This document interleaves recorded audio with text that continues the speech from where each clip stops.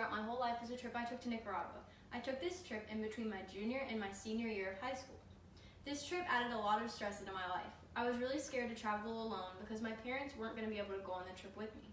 I went on this trip with one of my Spanish teachers and one friend. And the other kids on the trip were from around the district. The fact that my parents wouldn't be there and it was going to be a long international flight led my mind to wonder very scary things. All I knew about Nicaragua is that there were a lot of bugs and it was an unstable environment and government.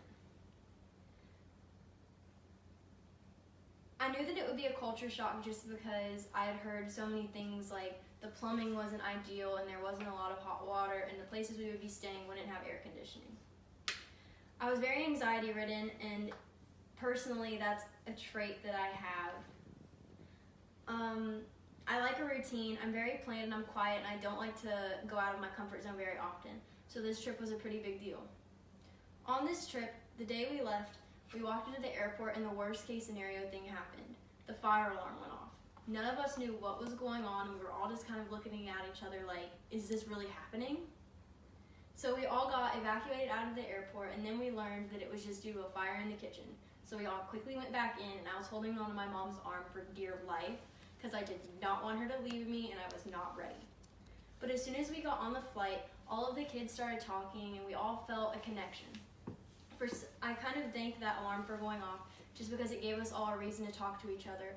All the different kids from the districts, we all kind of made a bond from that experience. The flight was kind of bumpy, but other than that, it went really well. When we landed, we all went to where we would be staying. Where we were staying was called a hostel. The hostel had no hot water, literally no plumbing. We had to walk outside if we wanted to go to the bathroom, and it had no air conditioning. And Nicaragua is in Central America, so it's pretty hot. Even at night, it was pretty toasty. One of the things we did when we were there was we shopped around the quarters, we met people, we went on a boat ride, and we even fed monkeys. But one of the things that struck me most about this trip and impacted me the most was the fact that we did service for a whole week before doing other fun things.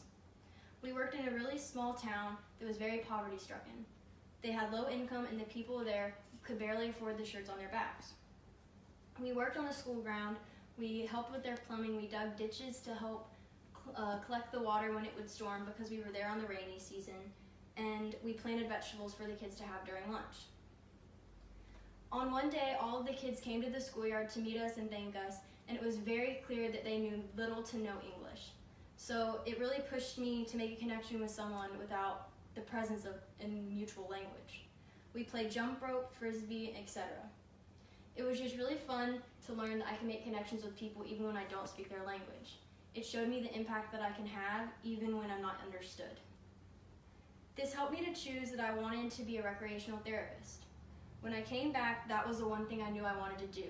I wanted to come home after a long day feeling what I felt when I came home from Nicaragua. I felt light and I felt like I had really made a difference. At the end of my work day in the future, I want to come home feeling that exact same feeling. I may be tired, I may be sore, but it was all worth something. I want to be a recreational therapist, as I had previously mentioned, because I want to go around making the same difference. I want to help kids and I want to teach them how to play games simply like we did on the playground with the Nicaraguan kids.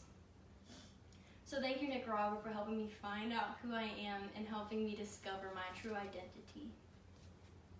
And this is my audience. Thank you.